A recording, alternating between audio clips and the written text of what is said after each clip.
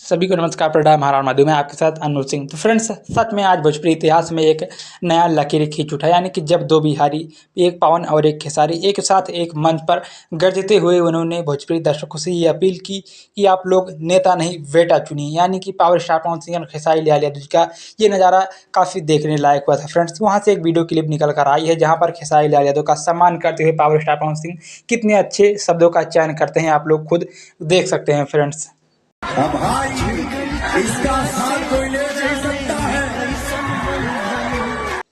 बात तो सही है।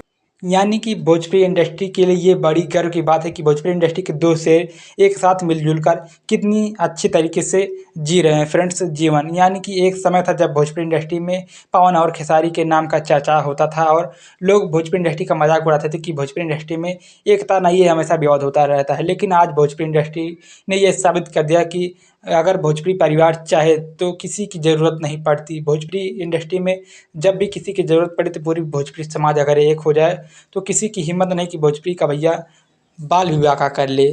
यानी कि लोगों को ज़रूरत पड़ती होगी लोगों की, लेकिन आज भोजपुरी इंडस्ट्री के पावर स्टार पवन सिंह और खेसारी लाल यादव जी का यह नज़ारा देखने के बाद सभी का दिल गदगद हो गया कि भोजपुरी इंडस्ट्री के दो ही शेर हैं, एक पवन और एक खेसारी। फ्रेंड्स, यानी कि काराकाट लोकसभा क्षेत्र में खेसारी लाल यादव अपने बड़े भाई पवन सिंह के चुनाव प्रचार जमकर करते हैं। फ्रेंड्स, यानी कि हेलीकॉप्टर शो करते हैं, रैलियाँ करते हैं और यही नहीं, शाम को भैया चुनाव प्रचार यानी कि भैया रोड शो भी करते हैं रात को। यानी कि जी जान से खेसारी लाल यादव पवन सिंह का चुनाव प्रचार करते हुए दिखाई दे रहे हैं। यानी कि पवन सिंह ने खेसारी लाल जी के तारीफ में कहा कि दोस्त था वो बिक गया और दुश्मन था वो टिक गया। यानी कि दुश्मन तो पवन सिंह ने नहीं कहा, कहा कि दोस्त जो दिल में था वो दिल में टिक गया। सब पे भारी पवन खेसारी।